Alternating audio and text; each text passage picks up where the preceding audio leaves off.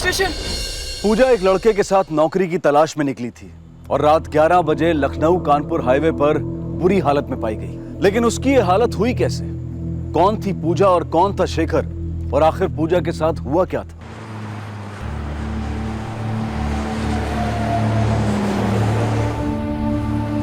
क्या हुआ भाई? कौन है ये लड़की? क्या मालूम इस तरफ से आई थी। लड़की जिंदा है, हालत बहुत खराब है, एम्बुलेंस बुलाओ। अरे ये तो बहुत घायल लग रही है। इसकी हालत देखकर तो लग रहा है कुछ गड़बड़ है। आजकल गुंडे बदमाश बहुत हो गए, पता नहीं क्या हो रहा है। चलो चलो निकलो यहाँ से, चलो। Number you have dialed is switched off. Please try again later. Shekhar कहाँ रह गया?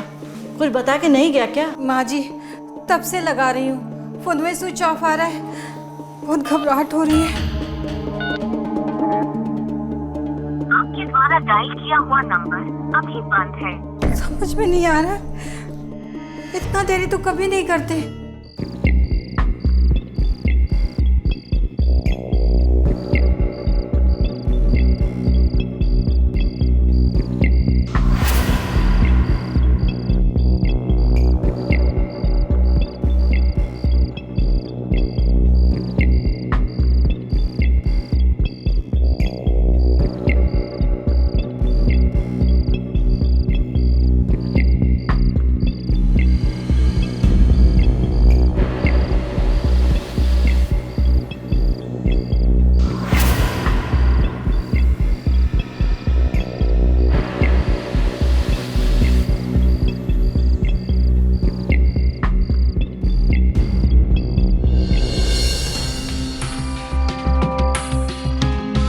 सर, लड़की का नाम पूजा है।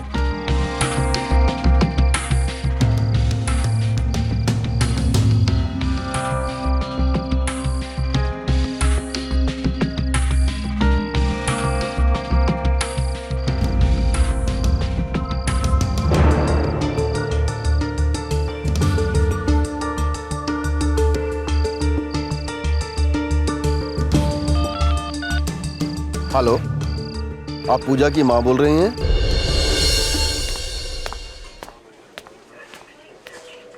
साहब, साहब, हमारी पूजा का क्या हुआ है? आप कुछ बतावत काहे नहीं है? इसे पहचानती हैं? ये मोबाइल तो हमारी पूजा का है। ये चप्पल, पूजा, ये दुपट्टा, पूजा, ये पर्स पर्स में पूजा का। और ये चश्मा। साहब, ये चश्मा हमका नहीं पता। साहब, हमरे पूजा का क्या हुआ है? आप शेखर को जानती हैं? नहीं साहब, शेखर का हमका नहीं पता। साहब, आप कुछ छुपावत हो, बता हमरे बेटिया का क्या हुआ है? सर, लड़की के साथ रेप हुआ है और मुझे ऐसा लगता है कि गैंग रेप का मामला है। बहुत जख्मी हालत में है, बेसिक ट्रीटमेंट हमने कर दिया है।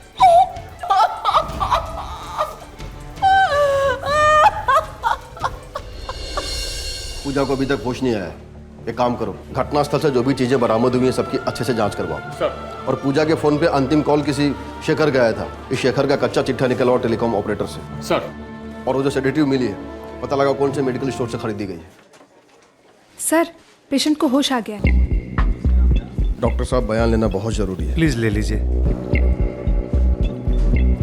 पूजा, आपके साथ ये सब किसने किया? शेखर ने। शेखर? हाँ, आगे बोलिए। शेखर ने। देखिए, पेशेंट की हालत खराब हो रही है, आप लोग प्लीज बाहर जाइए। Nurse, injection.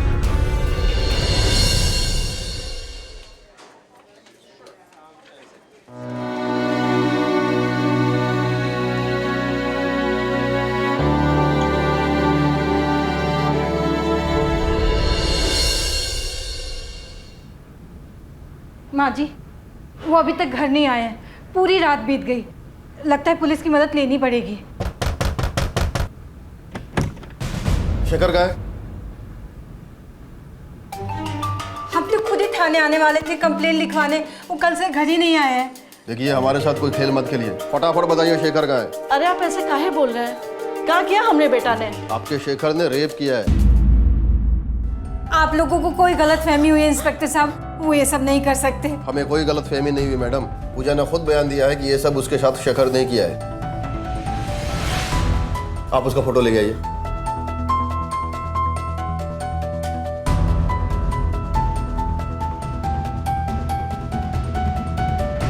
आप पूजा को जानती हैं? पूजा? ये दवाई यहाँ से खरीदी गई थी, किसने बेची थी?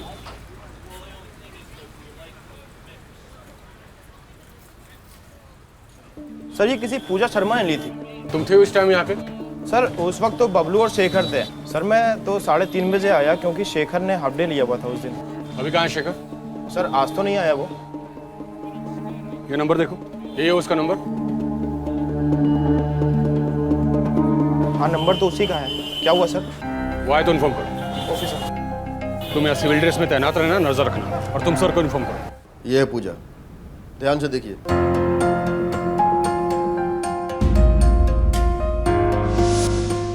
संभाल के आराम से। अरे क्या हुआ? हाँ? कौन है ये? अमिता ये पूजा है, मेडिकल स्टोर पे दवाई लेने आई थी। कह रही थी काम ढूंढने निकली और बात करते करते अचानक बेहोश हो गई, तो मैं इसे घर ले आया। ठीक हो? बेटा ये लो पानी पियो। लो।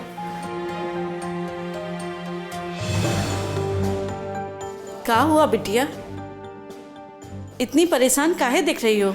सवेरे से काम की तलाश में घूम रहे हैं यहाँ से वहाँ, धूप में बिना कुछ खाए पिए। चक्कर सा आ गया हमको। अब आप ही बताइए इंस्पेक्टर साहब, जो लड़की खुद ही बेहोश होकर गिरी पड़ रही थी, उसकी मदद के लिए हमारे पति काम धाम छोड़कर को यहाँ लिया है। वो उसके साथ ऐसा कर सकते हैं? अगर उनके मन में कोनो खोट होता तो हमारे पास पूजा को लेकर काहे आते? हर पत्नी अपने पति के बारे में ऐसा ही सोचती है, लेकिन गुनहगार तो हमारे आपके बीच में से ही कोई निकल के आता है ना। ये आपके पति का है?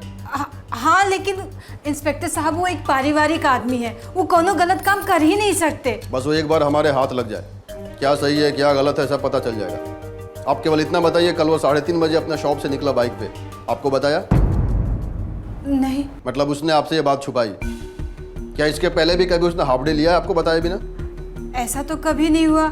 हम खुद ही उनका फोन लगा रहे हैं संजय से, स्विच ऑफ बता रहा है। हम भी ट्राई कर रहे हैं, स्विच ऑफ है। अगर उसने कुछ किया ही नहीं है तो अंडरग्राउंड क्यों है? उसके बाइक का नंबर दीजिए। मुझे समझ में ये नहीं आ रहा है कि शेखर को जब पूजा के साथ ये कांड करना था तो उसने पूजा को अपने घर वालों से क्यों मिलवाया? कहीं ऐसा करके वो पूजा का भरोसा तो नहीं जीतना चाह रहा था? सर ये भी तो हो सकता है कि पहले उसने ऐसा ना सोचा हो, बाद में उसकी नीयत में खोट आ गई और उसने मौके का फायदा उठा लिया। ये भी हो सकता है। फिलहाल एक काम करो, एक सादे कपड़े में कांस्टेबल घर के बाहर तैनात करो, मुझे पल पल की खबर चाहिए। Yes sir.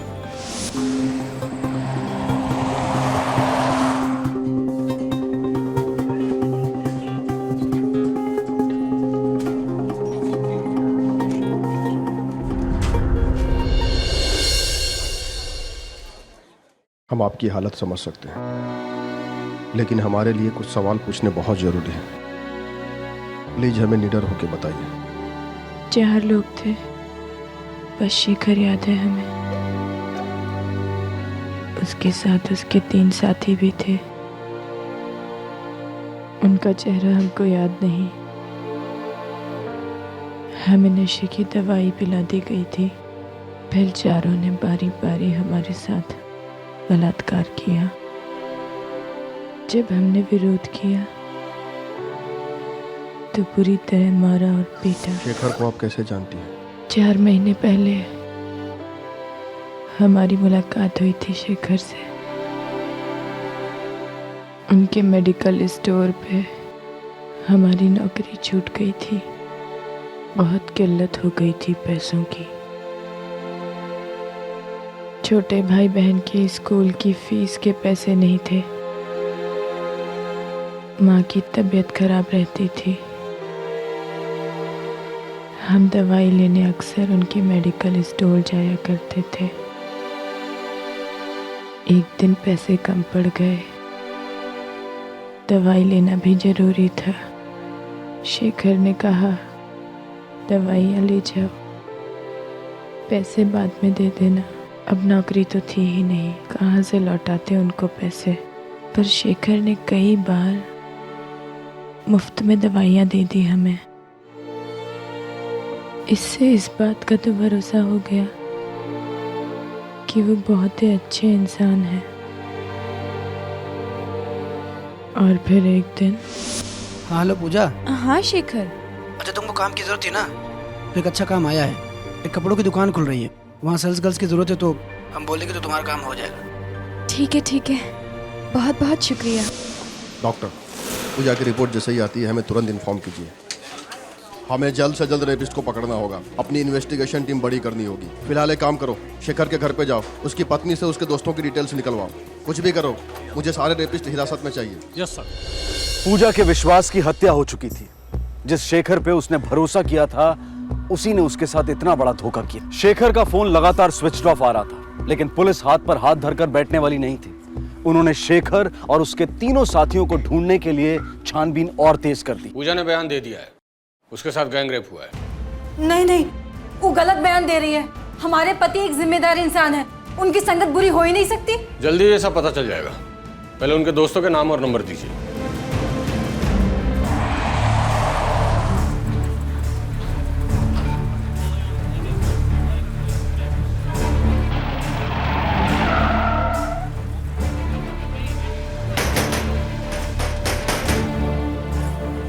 विजय।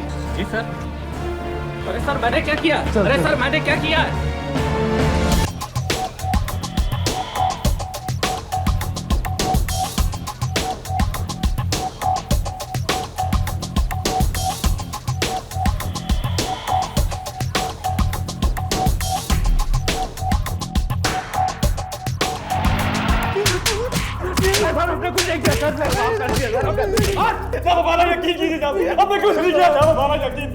साहब हम सच कह रहे हैं, उस रात नहीं थे वहाँ। ऐसे नहीं बकोगे तुम लोग, सच गुलवाना आता है हमें।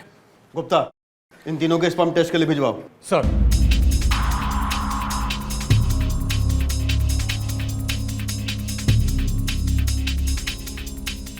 ये फोटो गौर से देखो, इन दोनों को कभी देखा है? जी साहब देखा है, अभी कुछ दिन पहले यहाँ से लस्सी पी के गए। केवल ये दोनों थे कि इनके साथ इनके दोस्त भी थे? नहीं साहब, ये दोनों अकेले थे। पक्का? जी साहब। लगता है शेखर ने पूजा के लस्सी में ड्रग यहाँ मिलाया और उसके बाकी दोस्तों ने वहाँ वारदात की जगह पे उसको ज्वाइन किया।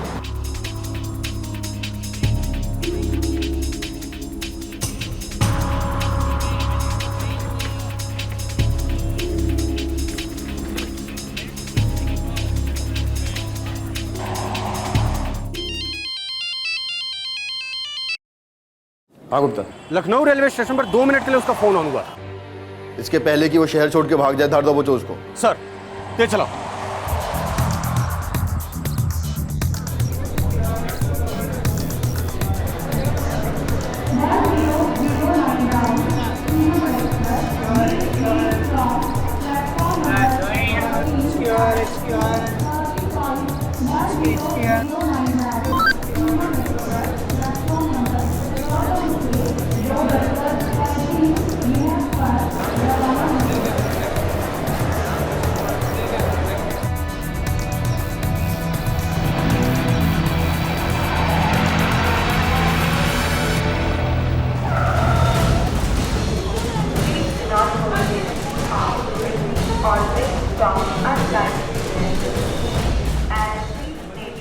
शेखर का मोबाइल फिर से स्विच ऑफ हो गया। शेखर जहां काम करता था, जहां रहता था, जहां पूजा को लेकर गया था, पुलिस उन सभी इलाकों का चप्पा चप्पा छान रही थी। शेखर के 3 दोस्त पुलिस हिरासत में थे, लेकिन शेखर का अभी तक कुछ पता नहीं चला था, बल्कि उसे पकड़ पाना और मुश्किल होता जा रहा था। पुलिस ने शेखर के मोबाइल को ट्रैक किया, लेकिन उसका मोबाइल हर बार अपनी लोकेशन बदल रहा था। साहब, हमारे पति 3 दिन से गायब हैं। हमारी बात मानिए साहब। वो गायब नहीं है, अंडरग्राउंड है। अरे साहब ऐसा नहीं है साहब, वो पारिवारिक आदमी है और उनके तीनों दोस्त भी बहुत अच्छे इंसान है साहब। आप हम पर विश्वास कीजिए साहब। साहब हमारे पति के साथ कुछ गड़बड़ हो रहा है साहब। साहब उनको ढूंढने में मदद करिए साहब। उनके साथ कोनो एक्सीडेंट हो गया। आप सिर्फ अपने बारे में सोचती हैं। केवल एक बार अपने आप को उस लड़की के जगह पे रख के देखिए जिसके साथ गैंगरेप हुआ है। आप अंदाजा भी नहीं लगा सकती वो किस मेंटल ट्रॉमा से गुजर रही है।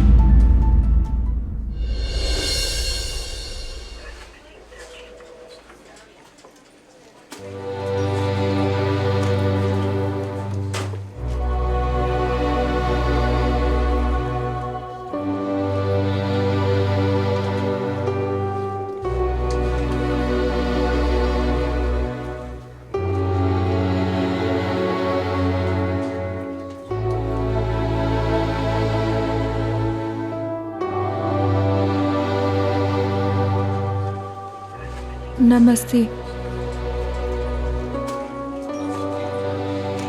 हम शेखर की पत्नी हैं।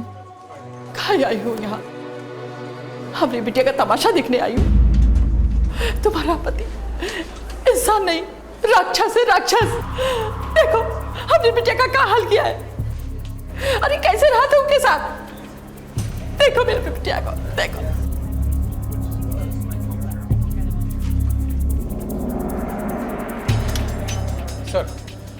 सर फॉरेंसिक रिपोर्ट आ गई है। सर पूजा की टेस्ट रिपोर्ट में 4 अलग अलग डीएनए पाए गए हैं और उसमें बहुत ज़्यादा मात्रा में वही ड्रग मिला है सर जिसकी फॉइल हमें मिली थी सेडेटिव की। लेकिन सर शेखर के तीनों दोस्तों के स्पर्म सैंपल मैच नहीं हुए जो पूजा के शरीर में पाए गए थे। तो फिर वे 3 लोग कौन हैं जिनके साथ मिलकर शेखर ने यह गैंगरेप किया? अरे बहू, हम मानत हैं वो लड़की के साथ बहुत बुरा हुआ। शेखर को हम पैदा किए हैं, उसका स्वभाव जानत है, वो इतनी घिनौनी हरकत नहीं कर सकत।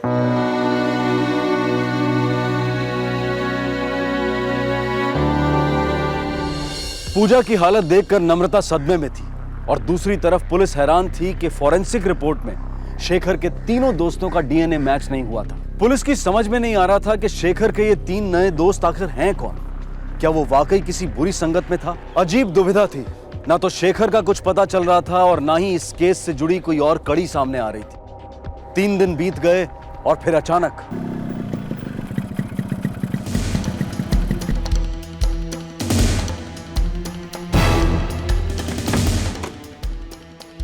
शेखर, कहाँ था तू इतने दिन? आप आ गए? कहाँ चले गए थे? 3 दिन से कुछ अता पता नहीं है। यहाँ कितना हंगामा हो गया है। हम कितना परेशान हो गए थे। कहाँ गायब थे? और फोन का स्विच ऑफ था। अरे फोन तो हमारे पास ही था। अरे कहाँ लगा? अरे इसने कुछ नहीं किया। अरे कुछ नहीं किया। कहाँ लेके जा रहे हो?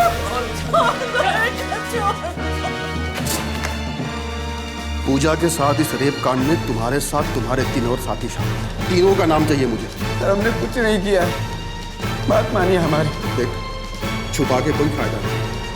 पूजा हमें अपने बयान में सब कुछ बता चुकी है। इसके पहले कि मेरा दिमाग खराब हो जाए तेरी पतीसी झाड़ दूं मैं, साफ साफ बोल दूं। सर हमने कुछ नहीं किया है, हमने किसी का रेप भी नहीं किया। और जब रेप नहीं किया तो ऐसे किसी का नाम कैसे दे दूं मैं आपको? बेटा शेखर, ज्यादा भोला मत बन। तुम्हारे भोलेपन की कहानी हम पूजा से सुन चुके हैं। हाँ शेखर। अच्छा तुमको काम की जरूरत थी ना, तो एक अच्छा काम आया है। एक कपड़ों की दुकान खुल रही है। तो लड़की को नौकरी देने का लालच देकर तुमने उसे नजदीकियां बढ़ाई? नहीं साहब, ऐसा बिल्कुल भी नहीं है। पहले फोन उसी ने किया था हमको। झूठ, बिल्कुल झूठ। पूजा तुम्हें फोन नहीं करती थी, बल्कि तुम पूजा को बार बार फोन करते थे। और उस दिन भी तूने ही पूजा को फोन किया था। अच्छा सुनो, 4 बजे 4 बाग स्टेशन के पास मिलो। काम आज हो जाएगा ना शेखर? हाँ पूजा, काम हो जाएगा। हाँ साहब, मेरी बात हुई थी पूजा से उस दिन, लेकिन पूजा नहीं कहा था वो हमारे साथ आना चाहती है नौकरी के लिए। हम तो नौकरी ढूंढने जा रहे थे, लेकिन शेखर का फोन आया कि अकेले मत जाओ, हमने हाफ डे ले लिया है, साथ चलेंगे।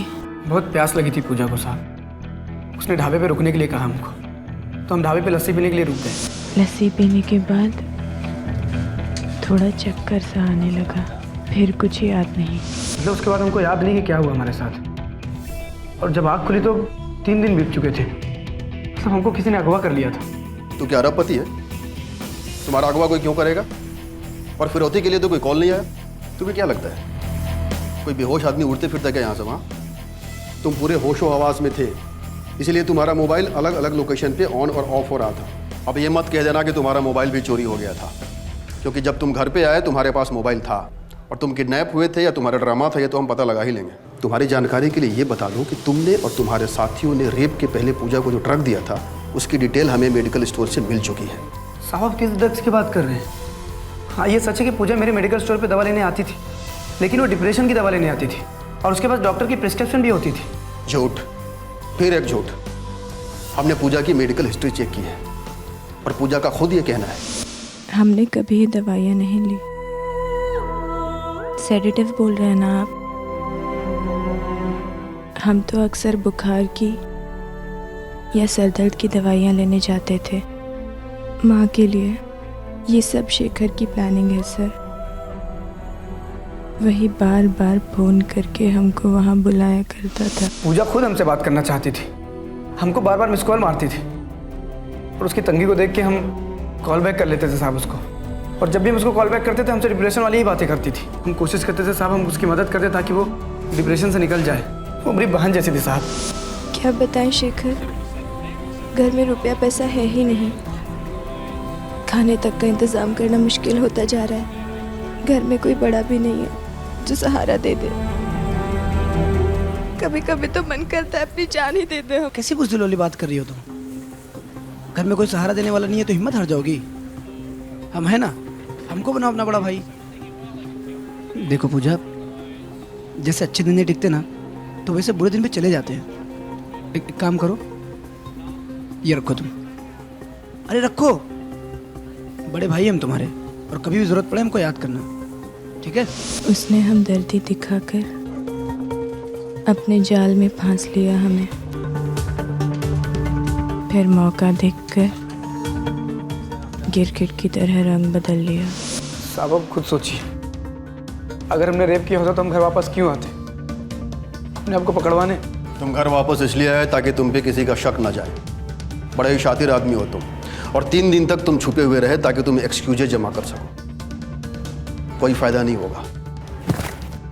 मैं तुमसे आखिरी बार पूछता हूँ, तीनों साथियों के नाम बता दो मुझे। सर अब 1000 बार पूछेंगे तो हमारा एक ही जवाब होगा, हमने रेप नहीं किया। नहीं किया मतलब नहीं किया है। इसके स्पर्म का टेस्ट करवाओ। सर। तू बचेगा नहीं।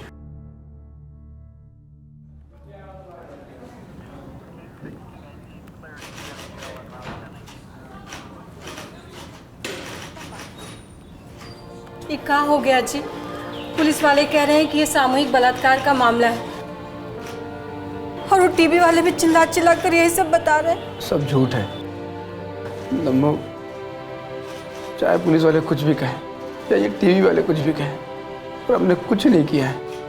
हम बेकसूर हैं। वही तो, हम 10 साल से आपके साथ हैं, आँख मूंद कर विश्वास करते हैं।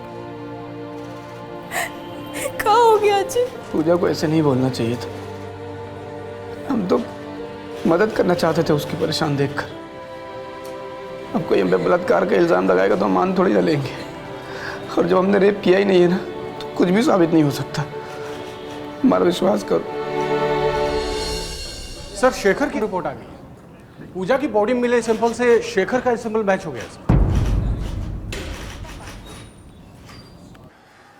चार्जशीट फाइल हुई, केस चला और सारे सबूत शेखर के खिलाफ पेश हुए। पुलिस हैरान हो रही थी कि ये शेखर कैसा इंसान है। सारे सबूत मिलने के बाद भी एक ही रट लगा रहा है कि वो बेकसूर है। शेखर की रिपोर्ट पॉजिटिव आई, लेकिन उसके वो 3 दोस्त जिन्हें गिरफ्तार किया गया था उनकी रिपोर्ट मैच नहीं हुई, और मीडिया के दबाव में पुलिस की मुश्किलें बढ़ती जा रही थी।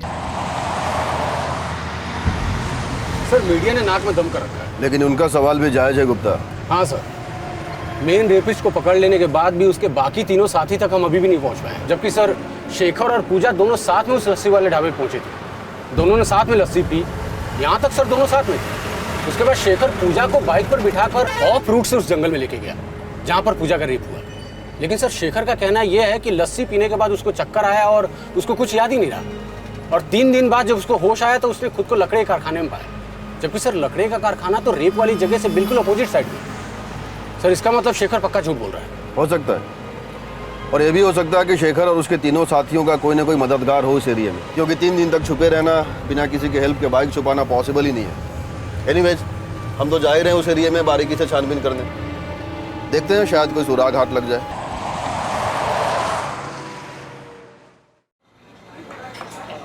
पूजा और शेखर ने लस्सी यहाँ पी थी। यहाँ से हम दोनों 2 डायरेक्शन में जाएंगे। मैं जाऊँगा इधर क्राइम स्पॉट की ओर, और तुम जाओगे इधर, क्योंकि शेखर ने इधर ही खुद को होश में आने के बाद पड़ा हुआ पाया था। ओके सर, तुम दोनों मेरे साथ आओ। चलो।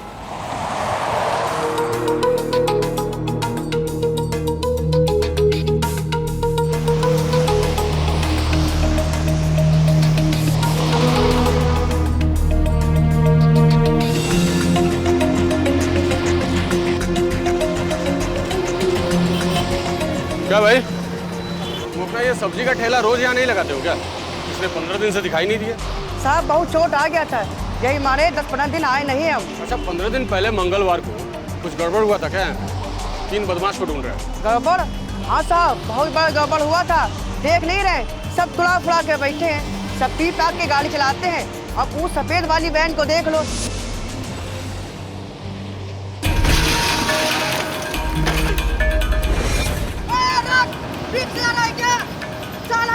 सब नुकसान कर गया।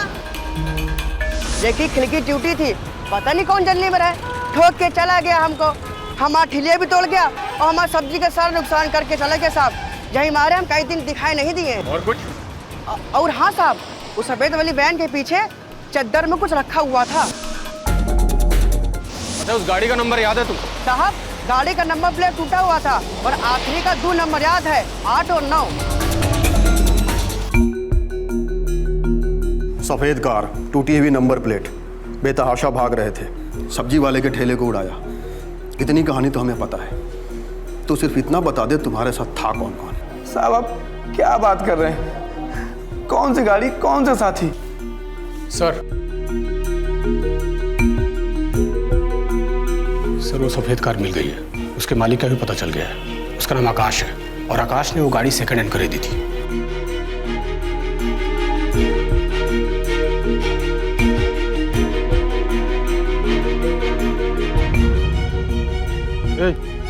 ये गाड़ी किसका है? वो साहब उसका।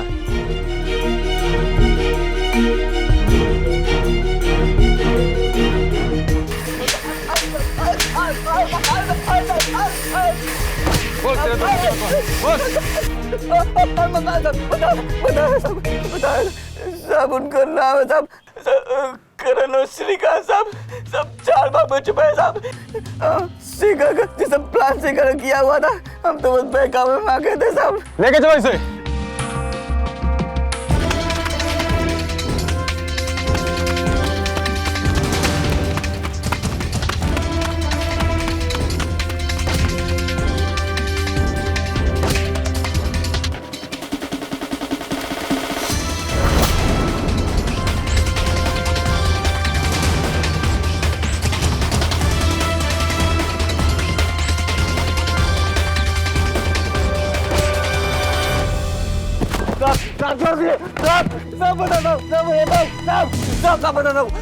साहब ये सब शेखर की प्लानिंग थी साहब, उसी के कहने पे हम लोगों ने किया साहब। तुम्हारे तीनों साथी अपना गुनाह कबूल कर चुके हैं। अब यह साफ हो गया है कि तुम चारों ने मिलकर ही रेप किया था। उनके स्पर्म सैंपल और डीएनए मैच कर गए। तुम्हारा तो पहले ही मैच कर गया था। अब सीधे सीधे अपना गुनाह कबूल कर। साहब ये हमारे साथ सरासर गलत हो रहा है। जब हमने कोई गुनाह किया नहीं तो फिर हम कैसे कबूले? हम तुमसे कभी मिले भी नहीं, हमको जानते तक नहीं है साहब।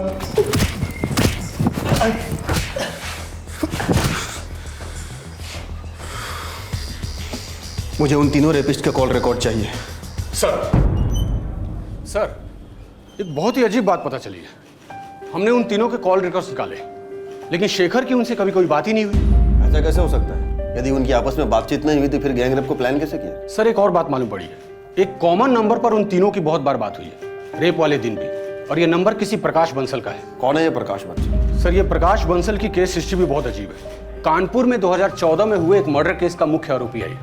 इस वक्त वो जमानत पे है, लेकिन उसका साथी बंसी अभी भी जेल में है। और सर इंपॉर्टेंट खबर यह है कि उस मर्डर केस का चश्मदीद गवाह शेखर रह चुका है। व्हाट? शेखर आई विटनेस है? Yes sir. और ये बात हम सब तक छुपी रही? सर ये फाइल हमें कानपुर पुलिस से मिली है। सर केस की फाइल और शेखर के बयान के मुताबिक 5 मई 2014 को उस पेट्रोल पंप पे शेखर पेट्रोल भरवा रहा था। उसी वक्त बंसल और उसके साथी बंसी ने सीताराम नाम के आदमी का मर्डर कर दिया, और ये मर्डर होते हुए शेखर ने देख लिया था।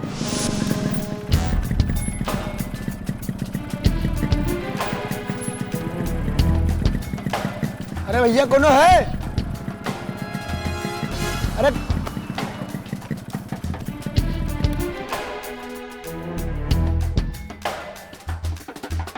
कौन है का?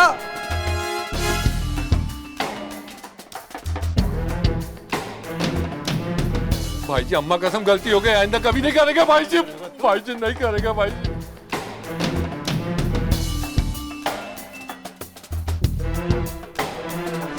शेखर इस मर्डर का चश्मदीद गवाह बन गया और ये दोनों आरोपी अरेस्ट भी हुए।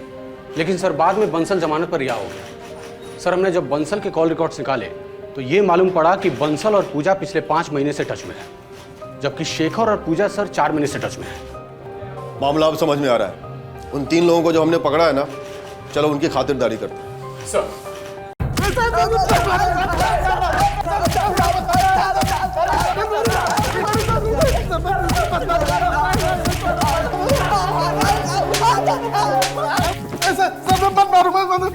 गलती हो गई साहब गलती हो गई साहब। शेखर के बहकावे में आ गए थे साहब, हमारी मत मारी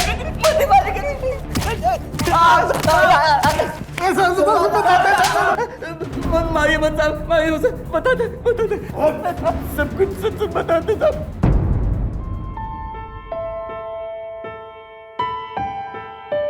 दीदी अब क्या हम लोग लखनऊ कभी वापस नहीं आएंगे?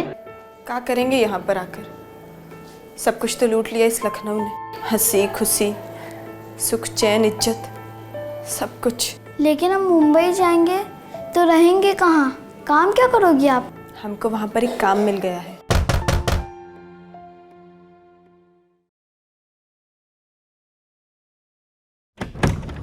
पूजा, केस से रिलेटेड कुछ जानकारी मिली है हमें, आपको हमारे साथ पुलिस स्टेशन चलना होगा। सर हमें यहाँ क्यों बुलाया गया है? बात क्या है? कोई हमें बताता क्यों नहीं? बता देंगे बंसल जी, मैडम को तो आ जाने दीजिए।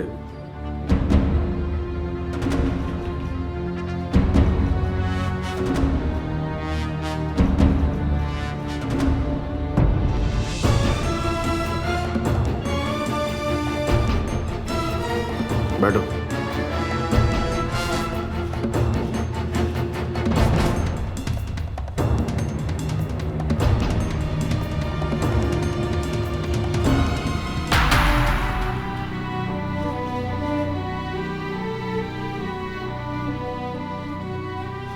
आप इनको जानते हैं? जी नहीं। पूजा, आप इनको जानती हो? नहीं सर। सर ये दोनों तो एक दूसरे को बिल्कुल नहीं जानते। लेकिन हम कुछ जानते हैं। ये रहे आपके कॉल रिकॉर्ड्स और ये रहे आपके कॉल रिकॉर्ड्स। आप दोनों पिछले 5 महीने से एक दूसरे से लगातार बातचीत कर रहे थे। इतना ही नहीं, वे तीनों लड़के जिनके स्पर्म सैंपल पूजा की रिपोर्ट से मैच हुए हैं, आप उनसे पिछले 4 महीने से टच में हो। और ये है हमारे लिए हुकुम का इक्का, आपके कानपुर मर्डर केस की हिस्ट्री फाइल। वही सीताराम मर्डर केस। इस केस में शेखर, जी हाँ वही शेखर जिसने पूजा के बयान के हिसाब से पूजा के साथ बलात्कार किया है, इस केस में आई विटनेस है। और ये क्या है पता है? Blank paper. इसमें अभी तक हमने कुछ भी नहीं लिखा है, क्योंकि इसमें अब हम वो सच लिखेंगे जो तुम हमें बताओगे और अभी बताओगे। बको।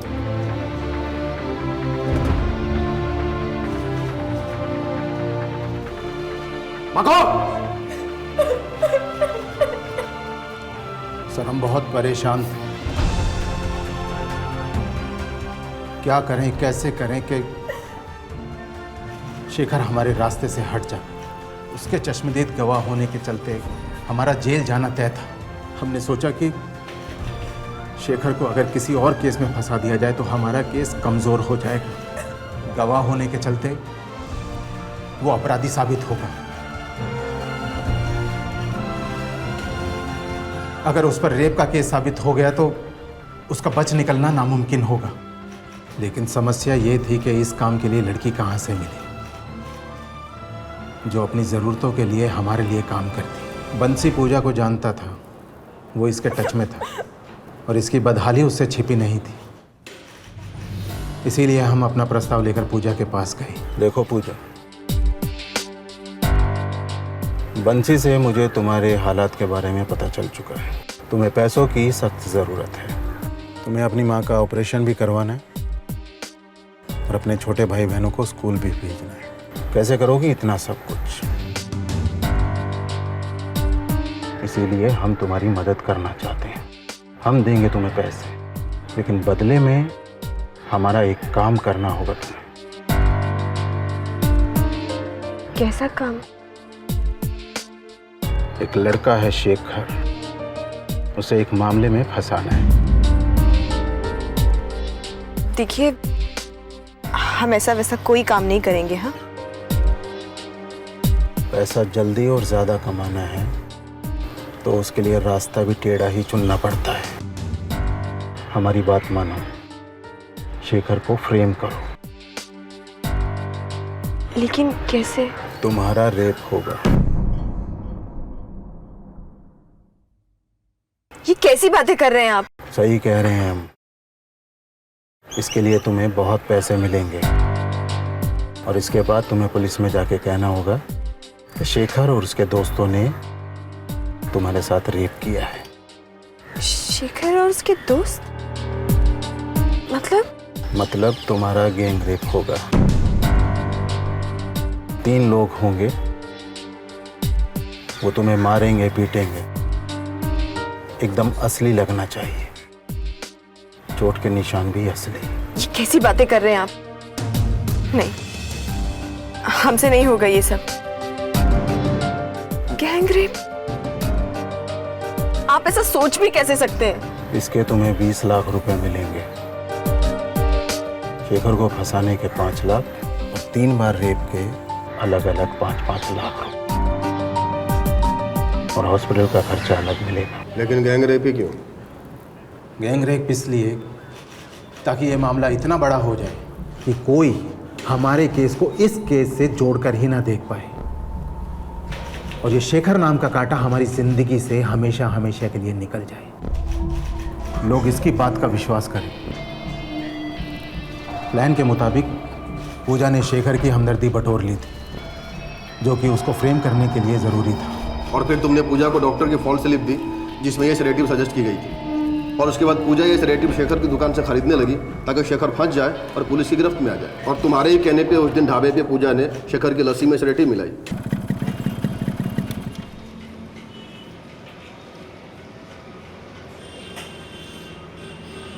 भैया 2 लस्सी देना।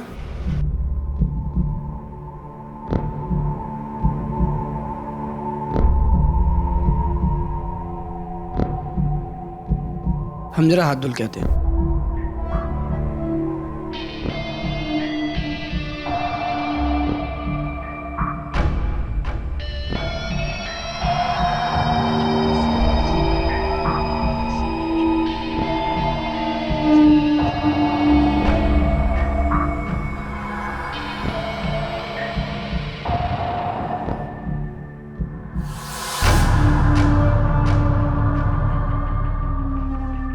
जब शेखर बेहोश हो गया तो हमारे कुछ आदमियों ने उसे एक चादर में लपेटा और सफ़ेद कार में डाल दिया।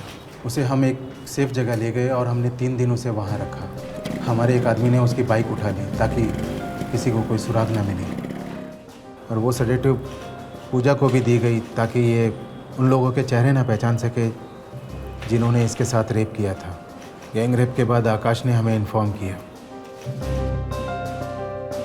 हम हाईवे से सिर्फ इसलिए गुजर रहे थे ताकि हम ये देख सकें कि पूजा को ठीक से अस्पताल पहुंचाया जा रहा है या नहीं। और हमारे आदमियों ने पुलिस को इन्फॉर्म किया था और हमारे आदमी शेखर का फ़ोन लेकर एक जगह से दूसरी जगह जा रहे थे ताकि पुलिस को डाइवर्ट कर सके। लेकिन एक बात अभी भी क्लियर नहीं हुई, जब शेखर ने कुछ किया ही नहीं तो उसके सैंपल मैच कैसे हो गए? बेल पे बाहर आने के बाद मैं शेखर की हिस्ट्री ज्योग्राफी खंगाल रहा था कि कोई तो ऐसी कमज़ोर कड़ी होगी जिससे मैं उसे ब्लैकमेल कर सकूं। हमें पता चला कि शेखर की पत्नी का IVF ट्रीटमेंट चल रहा है। पहली बार की कोशिश में वो नाकाम रहे और दूसरी बार की कोशिश के लिए वो ट्राई कर रहे थे, और हमने वहाँ के कंपाउंडर को पैसे खिलाए ताकि शेखर का स्पर्म हासिल कर सके। और उसके बाद हमारे 3 आदमियों को हमने पूजा मामले को सेट करने को बोल दिया।